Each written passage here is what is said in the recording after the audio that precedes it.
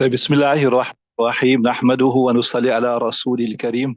The last we discussed a lengthy hadith in which it is explained that when a person passes away, then if he's a good person, his soul is put into a beautiful, fragrant tray and is taken up to the heavens and he's welcomed.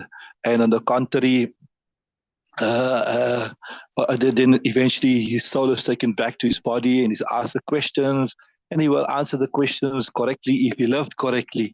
Remember, we mentioned several times that then you won't be answering with your tongue, because if you be answering with your tongue, anybody can give any answer, he can talk a lie, but you will be answering with your heart. And your heart will be answering according to how you lived your life. If you lived your life following the sunnah of Rasulullah sallallahu alaihi wasallam, accepting Allah Ta'ala is your Rabb, then obviously if you loved your whole life that Allah Ta'ala is your Rabb, everything you do is Allah Ta'ala happy with this, is he unhappy with it? Raditu billahi rabba wa bil Islam dina, then obviously you're going to say Rabbi Allah, etc. Allah Ta'ala gave us tawfiq. Then we discussed about a person who did not live his life correctly, a kafir or an impious person, then he will be flung into Sijjin, right? So then that was basically the hadith that he won't be given entry into the heavens. The doors of the heavens will be locked for him and he won't be allowed to go into Jannah, and then he will be flung into Sijjin. Then a few random things that we discussed. One is Nabi Sallallahu Alaihi Wasallam, he took oud. Oud referred to like a stick. He took a stick and he was scratching in the ground with it. Nakata yankulu, to scratch in the ground. And many times Nabi Sallallahu Alaihi Wasallam also used the stick to do diagrams. There's one hadith where he drew a long line and he said that man's hopes are to go to here and here and here, but he drew a line before that and say, but this is his ajal, this is his life, etc. Hanut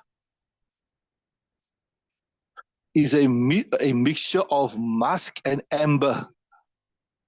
So the person who is a good person, a pious person, Allah Ta'ala make us from amongst them, his soul will be accommodated in a tray that will have very, very pleasant smell. Sala yasilu, it will flow out.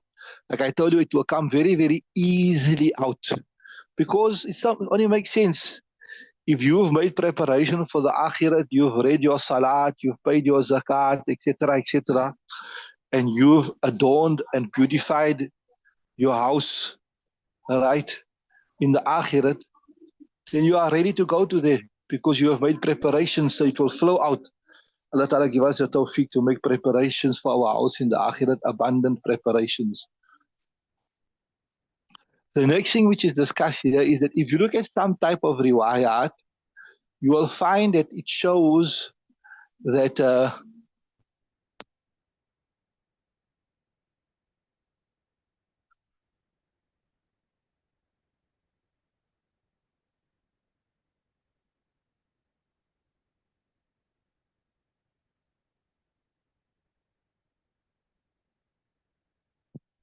certain riwayat suggest, if you look at this riwayat here, right, it shows that a mu'min won't experience any difficulty at all.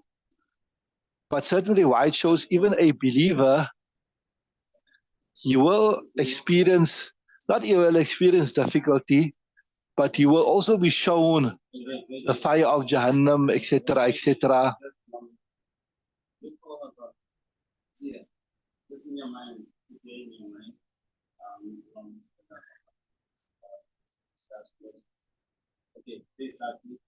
So the answer is that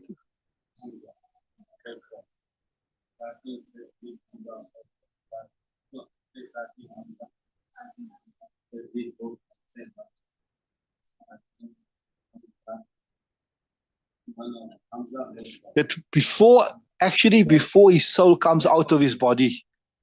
Remember Nabi Sallallahu mentioned the hadith, wa inna lil mawti la sakaratin, that very for death there is pangs. And as Aisha Siddiqa radiallahu ta'ala, there's a riwayat, if I remember correctly, it goes something like this, you can correct me if I'm wrong, that if I never see Nabi sallallahu alaihi wasallam suffering from the pangs of death, I would have thought it's a bad thing. But when I saw Nabi sallallahu alaihi wasallam also suffering the pangs of death, I realized that obviously he is the greatest human being, he's a prophet. So if he experienced difficulty, right, right, because of him experiencing difficulty, I realized it's not such a bad thing at all. Right. So the riwayah that suggests that there is some type of difficulty that will be before a person passes away. You understand what I'm saying? Once you pass away, then this one here applies. You understood that?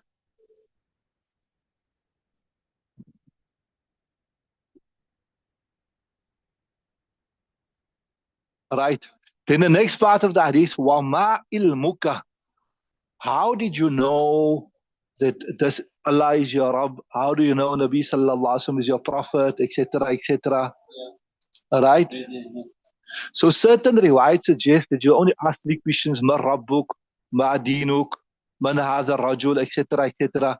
But here this riwayat still shows there's an extra question. So this shows you that there won't be only 3 questions. There could be more questions because certain riwayat shows there are more questions. Then this person will say, Qara'atu Kitab Allah. I read the book of Allah subhanahu wa ta'ala. Right? Yeah. So this shows you the benefit of reading the kitab. That's why I told you, till today, the most effective way of bringing people towards Islam is the Quran. That's why we say it is a living miracle of Rasulullah sallallahu alaihi wasallam. Like we say every Nabi, when he passed away, his miracle terminated or his miracle ceased. But if you look at our Rasulullah sallallahu alaihi wasallam, right, even though he passed away, his miracle continues till today. It does stop. That is why you see, if you look at the West, etc., etc., you see so many people accepting Islam after something, piqued their interest. They would read the Quran post 9/11, post the Gaza war, etc. They see, what is this Islam about? What is it? Give some these Muslims, despite the paucity of their resources, etc., etc., so much resilience, so much fortitude, and they read the Quran, and then they are inspired by the Quran.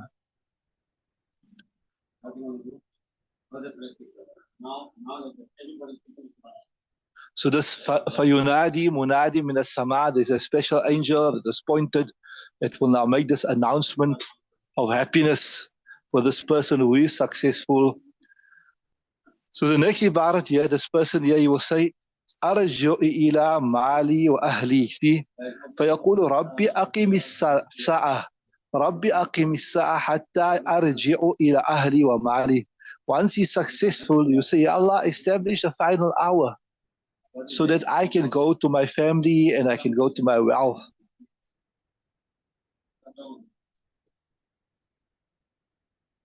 So one meaning is this, that now that I've been successful, I've sent ahead provisions. I've got a beautiful home in Jannat. Allah Ta'ala make us from amongst them.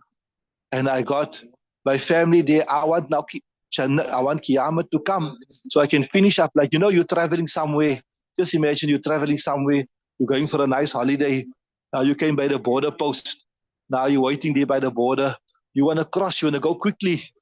Like, you mashallah, you traveled in this holiday. You're at the airport, they're holding you up there by customs in Jeddah or what. You want to get through there because first time you're going to Makkah, now you're going to Medina. You want to go through there quickly because you are anxious to get to your destination. Now they give you hassles. What is this here? Now, before now you travel now, but before our difficulty used to be that guy there by the customer, if he decides he want to drink tea now, he just close your passport, he say, wait here, and you go in and drink tea like that. That was before now they're obviously promoting tourism and all that type of thing. So there's a big shake-up in everything. Before, if that guy decides, now you want a cup of tea, you can be right there in front of him. You go and you have a cup of tea and you will wait there for him. Right? But as I said, things has changed now because they're trying to have a more tourist-friendly. They got all those girls there up and down you saw, they're helping you, they're showing you all that stuff. But in the old day, it was very, very tough. The old day, it was very, very tough. So you're anxious. You want to get to your destination because you know what awaits for you there. You want to get to Makkah, you want to get to Medina, you're going on holiday, you want to get to the beach, whatever, whatever. So, ya Allah. So that is one explanation, that I want to go and see my rewards that I've made so much sacrifice for in this dunya. Woke up for tahajjud, this, that, etc.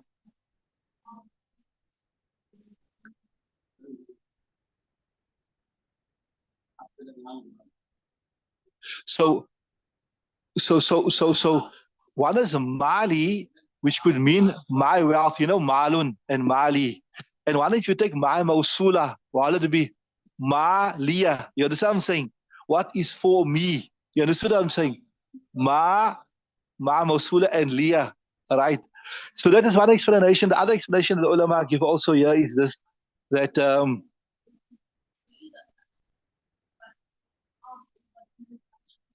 now that I've been successful, if Qiyam is established, then I will meet my family and I can tell them that I also been successful. Like how you say, فَأَمَّا مَنْ أُوتِيَ كِتَابَهُ بِيَمِينِهِ فَسَوْفَ يُحَاسَبُ حِسَابًا يَسِيرًا وَيَنْقَلِبُ إِلَى أَهْلِهِ مَسْرُورًا. Right? And you say, هَا أُمُقْرَأُ كِتَابِيَهِ. When you are successful, you say, yeah, here's my book, here's my report. See, I've done well, right? So I want to show my family that alhamdulillah, I've passed, I've made it through to Jannah. Allah Ta'ala show us all that day, inshaAllah. If taraka fi jasadihi, I told you, when something, when something is scared, the muscles tighten, the muscles tighten. When you're scared, when you relax your muscles, when you are at ease, at peace, your body is relaxed, sometimes you're going to the doctor for a checkup or something, you tense. So your body feels stiff, isn't it? But if you relax, your muscles are tense. No, say your muscles are relaxed. If your mind is relaxed, your muscles is also relaxed. Right? So same thing here they're saying is, when a person has made preparations for the akhirat, then his body is relaxed, his ruh comes out easily. But Allah Ta'ala protect us, Allah Ta'ala make us not from among those people where they made no preparation for the akhirat, no preparation for the akhirat. They were only hankering after the dunya, so their body is tense, their muscles are tight, so their ruh is stuck in their body, and their ruh is difficult for their ruh to come out. And in the words of the hadith, we said it here, but they said, like was it word here, kama yunza'u as-sufudu min as-sufil mabluli, like how thorns are pulled out of wet wool. It is scratched out, it's pulled out, right? So like that, your ruh is going to stick to your body, and it's going to be painful. Why your ruh is going to stick to your body? Because it doesn't want to come out to a place for which it has made no preparations.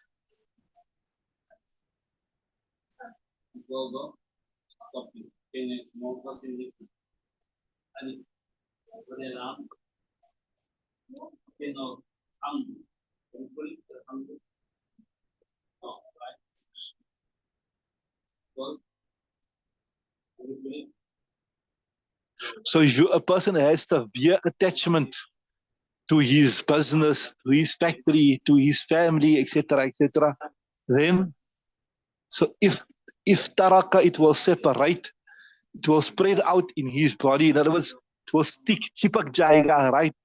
Let Allah protect us. Let Allah make it our ruh also flow out easy, like water flows out of the mashkiza. La adri. This will be the statement of the kafir. As I told you that day, your tongue won't be speaking. It will be your heart, it will speaking. تختلف أضلاعه. Right, when something is, if you see your rib cage, if it is squeezed together, then they will between your ribs there's gaps, isn't it? So the ribs of the one side will be pushed through the ribs of the other side.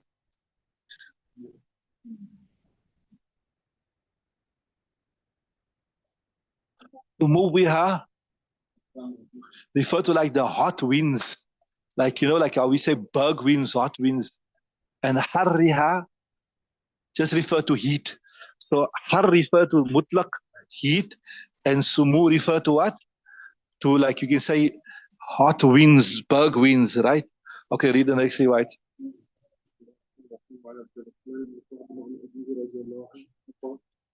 لما حضرت كعب الوفاة أتته أم بشر بنت البراء معروف. Right. Okay, let's say بسم الله الرحمن الرحيم وأنا عبد الرحمن بن كعب. Narrating authority of عبد الرحمن بن كعب.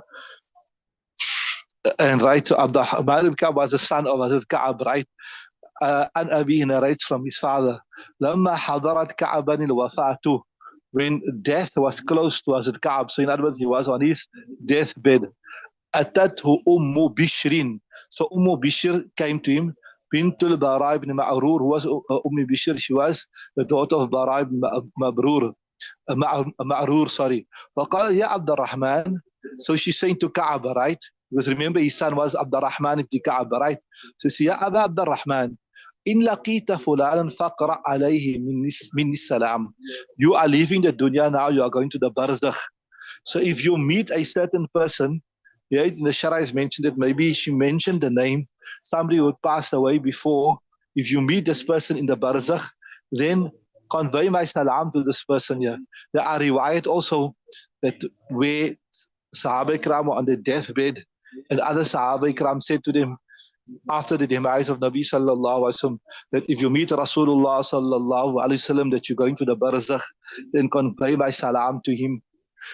So if somebody is sick and this person is so hoping to lie, you mustn't go to him and tell him, okay, you meet my father, please give me my salams. Say, what, you want to kill me before my time or something like that, right? So, فقال يا عبد الرحمن, right, إن لقيت فلانا فقرأ عليه من السلام فقال غفر الله لك يا أم بشر. So as Ka'ab said, oh Bishr, may Allah Ta'ala forgive you, right? نحن أشغل من ذلك. You worried about me conveying salam, but yeah, we worried about our own faith, our own destiny. We want to die with iman. And then when we answer questions in the grave, we must answer correctly, all that type of thing. So we got a lot of what you can say, bridges to cross. We got a lot of hurdles, a lot of challenges to overcome before we're going to meet people comfortably in the barzakh. You jumping the gun, so to say, right? نحن أشغل من ذلك. فقال يا عبد الرحمن أما سمعت. So she said, يا عبد الرحمن, didn't you hear Rasulullah who said, إن أرواح المؤمنين في طير خضر. Why are you worried? Why are you panicking? Why are you panicking? You are a pious person, you are a Muslim, etc. Don't you, the Wisdom said that the souls of the believers feel tayrin khudrin, will be like in the body of green birds, right? Ta'luqu bi shajaratil jannati, it will attach, it will hang from the trees of Jannat. Qala bala. So he said, yes, I heard him say, قالت فوذاك. So this is what you're going to be, inshallah. You're going to pass away now. Your ruh will be in a beautiful bird of Jannat. You have no difficulty. So what you're panicking and saying, نحن أشغل, etc., etc. So obviously this was his tawadu, right? وروى ابن ماجه, ابن ماجه narrates this riwayat والبيهقي في كتاب البعث والنشور, right? In the Bayhaqi narrates in this chapter of Ba'ath and Nushur. So quite an interesting hadith, just some little bit explanation here. Abdul Rahman was a great tabi'i, right? Tabi is that person who saw his sahabi. And his father was Hazrat Ka'b, who was a great sahabi. So Hazrat Bishr was trying to say, look, you are a sahabi of Rasulullah sallallahu alaihi wasallam. You are a companion of Rasulullah sallallahu alaihi wasallam. Why are you panicking? And Hazrat Bishr, she was a great sahabiya, who was the daughter of Bara ibn Ma'rur, who was also a great sahabi. So it's mentioned here in the Shara, in all probability, it seems like that Bishr She wanted to convey her salams to her father because he passed away.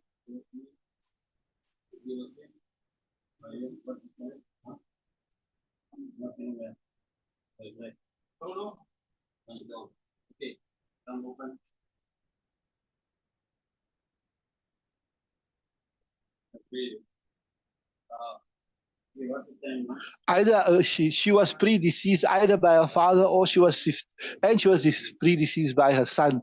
So she wanted to convey salam to them.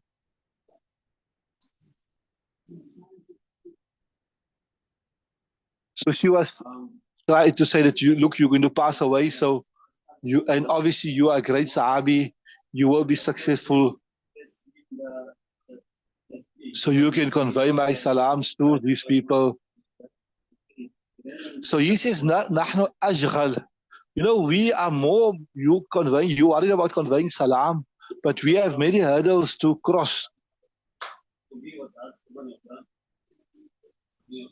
There's a long journey ahead of us. We got a lot of bridges to cross first. So she's saying, now why you are panicking? For what are you panicking? You know, Nabi Sallallahu Alaihi Wasallam has given such glad tidings for the believers. You are a great Sahabi of Nabi Sallallahu Alaihi Wasallam. There's no need for you to sweat. There's no need for you to struggle. So from this hadith also we learn that alam barzakh, after that intermediary phase between when you pass away and until you will be resurrected, this is also a complete life, so to say. It's not like a dream or something like a fantasy world. Like I told you, the Ahlul Quran, the rationalists and those people, they believe there's no life beyond death. They say this period where you die, you will be like nothing. You'll be like dead in the literal sense of the word death. There's no barzakh. Yes, you will be resurrected again for Qiyamah, but you'll be like completely dead in between.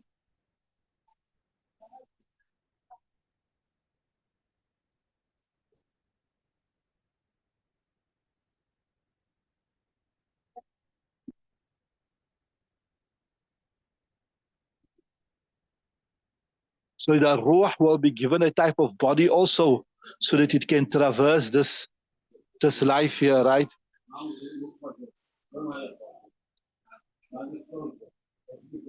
Or even Allah Ta'ala can make it such that the ruh can exist in this alam barzakh even without a body.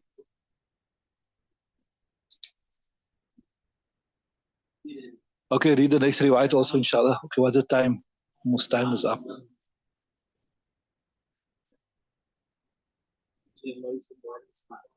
What period you have now? Huh?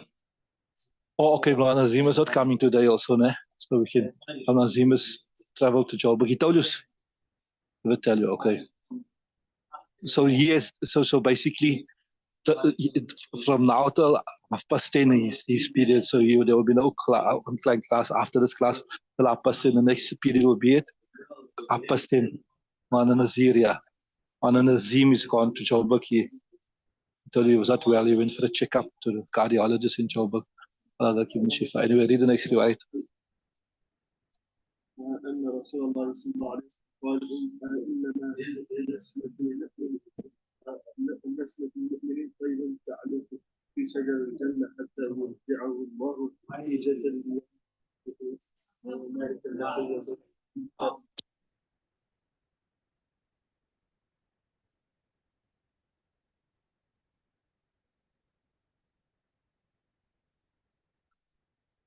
Okay, Bismillah ar-Rahman ar-Rahim. Also, وعنه أنا عبد الرحمن ibn Ka'ab, وعنه and he narrates from Sa'ad أنه كان يحدث, he used to narrate أن رسول الله صلى الله عليه وسلم قال النبي صلى الله عليه وسلم said إنما نسمة المؤمنين طير. He said that verily the souls of the believers طير, it will be like birds.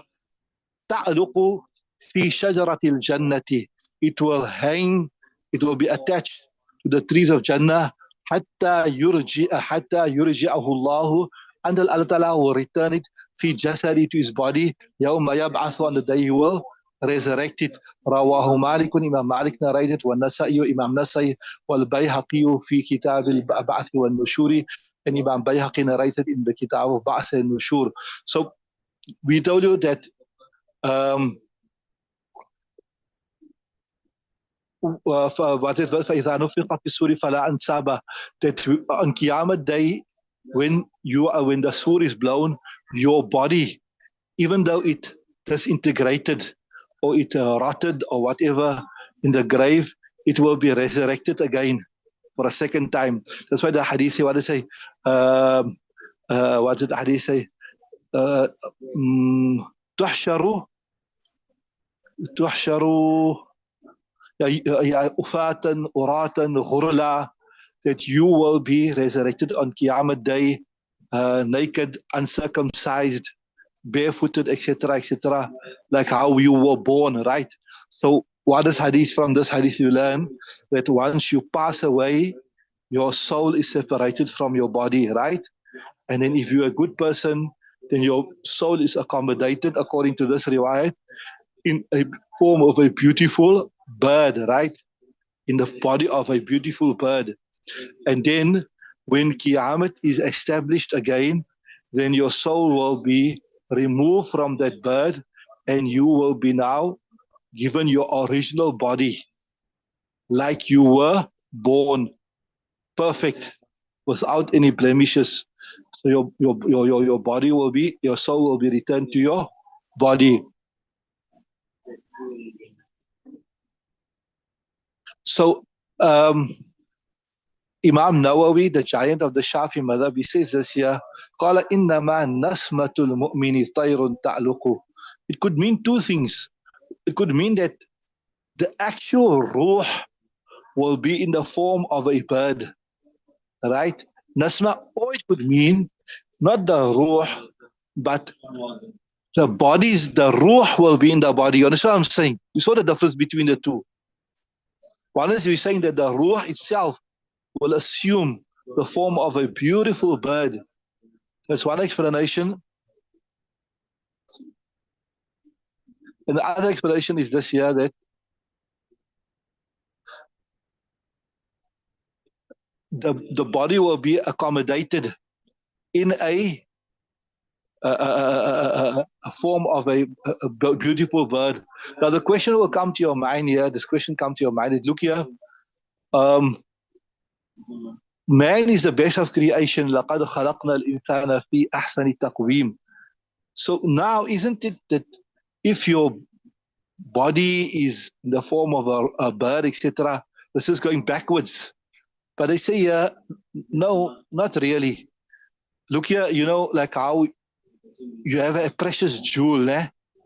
Where do you keep this precious jewel? You keep it in a jewelry box, like the ladies will know.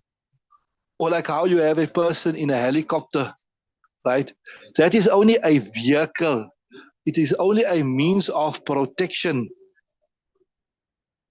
It is only a means of protection.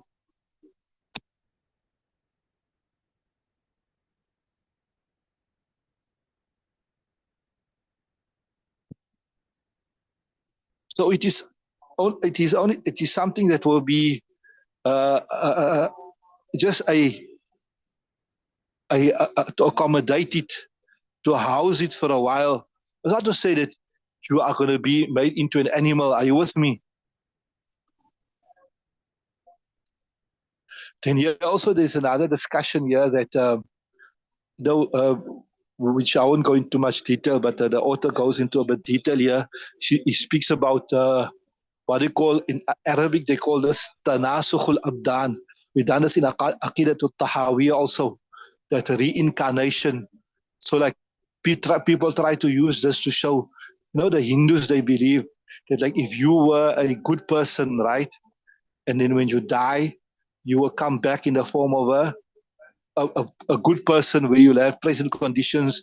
But if you're a bad person, then you come back to the dunya in the form of a animal that will suffer or something. There was an article once in the paper about a woman who married a rat after her husband passed away. It's a real true story. And she said that this here was a husband that has been reincarnated in the form of a rat. So this is called, in Arabic, it's called Tanasukhul Abdan. What is called? Reincarnation. So in Islam, we don't believe in this. So we believe, this is our belief. So they believe this will continue forever and ever. That your destiny will be projected in the form of how you will be reincarnated. I remember there was one Hindu guy who was suffering. So he said, in my previous life, I was a king and I was very cruel. That is why now I'm suffering this life here. But obviously that belief is out in Islam. Our Islam is quite clear, like how we discussed here, that when you die, you'll go to barzakh, wa mi wara'i barzakhun ila yawm yub'athu. That is from the Quran, and obviously there are many hadiths. We start from Babu Ithbati Azab al-Qabr. So you go, that's our belief, that you go to the Qabr, and if you're a good person, you experience present conditions in the barzakh, you will meet the souls, etc., etc. It's not just like a spiritual world or a fantasy world. And then if you're a bad person, then you will also suffer, and then eventually you will be resurrected and you'll do your final hisab kitab, and from there either you go to Jannat and Jahannam. So to use this hadith to say that there is something like tanasukh siya, the body will come back as a bird, etc. No, it doesn't mean that. All it means here that the soul will be in barzakh, but it will be accommodated in the form of a bird, like how a jewelry is kept safely in a jewelry box, or how a person wants to go from one place to another place. He's in a helicopter. He uses a helicopter to transport himself, etc. Right? Okay, let's do another one. Manazim is not here, so we can do another hadith, inshallah.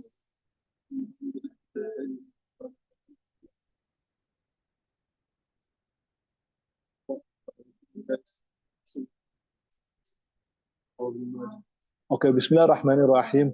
وعن محمد بن المنكدر narrated authority of Muhammad المنكدر قال دخلت على جابر بن عبد الله. I went into the presence of Jabir Abdullah وهو يموت, while he was, you can say, he was a muhtadar, he was in the throes of death. فقلت, I said, اقرأ على رسول الله صلى الله عليه وسلم, that convey my salams to Rasulullah صلى الله عليه وسلم. Rawah ibn Majah, Ibn Majah narrates this particular riwayat. So I told you, it shows you that the barzakh is not just a spiritual world or something. It is a physical place where the ruh will meet the other riwayat. Remember the riwayat we done, if when a person comes, they say, where is this person? It's not here. Oh no, if he's not here, that means he's gone to Jahannam because he passed away before me. Allah Ta'ala protect us, make Allah Ta'ala make us not from amongst those people that we are missed, right? Through His mercy, whilst we don't deserve it.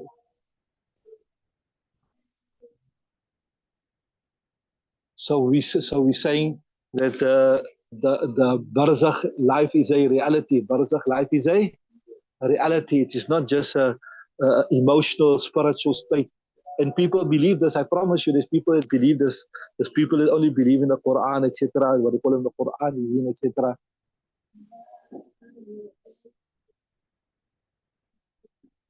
So from this, you learn that the ruh will also have a degree of life through which it will be able to make salam, kalam.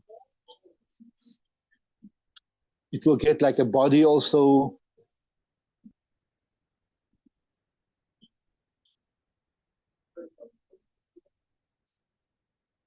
So certain people, because they say you only believe what you can see. So because you can't see the ruh, they don't believe in the ruh. But we as Ahl Sunnah wal Jama'ah, we believe that the ruh has a reality. If you got a factory, no matter how many machines you have in that factory, the best of machines, but if there's no power to power up that factory, the factory is useless, right? It can't. So we say your body also, no matter how healthy, strong your body is, but if there's no ruh in that body can do nothing. You need the ruh to power up that body.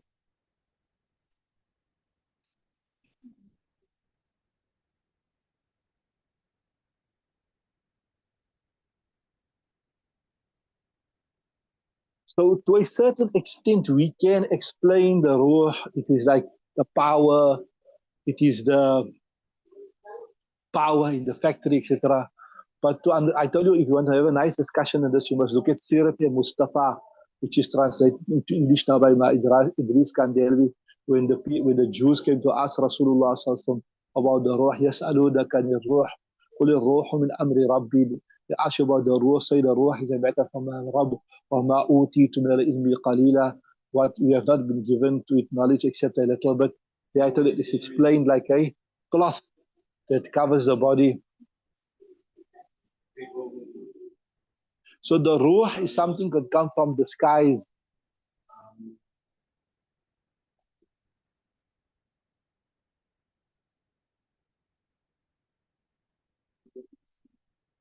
It's something which is, that we said, min amri rabbi.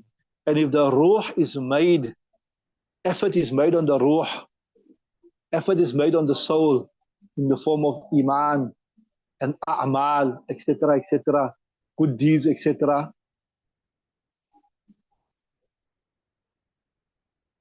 Then the ruh will take the body to the heavens.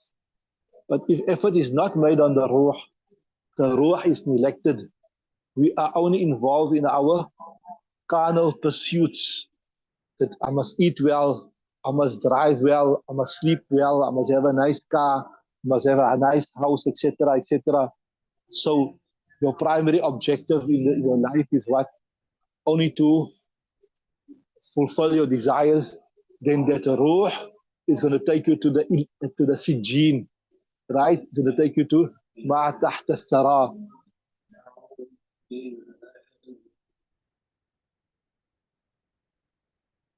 So when the ruh is contaminated, when the ruh is polluted, then it will manifest itself in the body.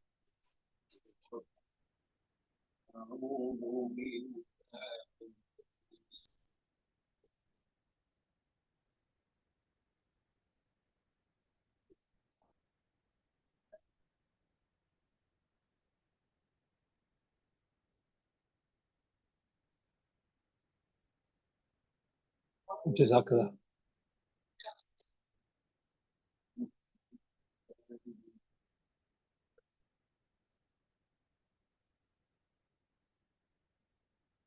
Yeah, also is the author is saying that if you want to look for a nice explanation, you must look at what is Tafsir Uthmani, Mana Shabir Ahmad Uthmani, there in Surah Bani Israel. There's a very, very beautiful explanation on what the Ruach is actually. So if you want more explanation, we'll look at that. Okay, but we stop there, inshallah. So now the next online period will be Rapastum because Man Nazim is not here, right? And unless Man Rashid will be somewhere. Next chapter will start tomorrow. Babu Ghasl Mayiti wa Takfiri, inshallah. Allah Ta'ala accept. Subhanallah bihamdihi, subhanakallah bihamdika, nashhadu an la ilaha illa anta, nastaghfiruka wa natubu ilayk.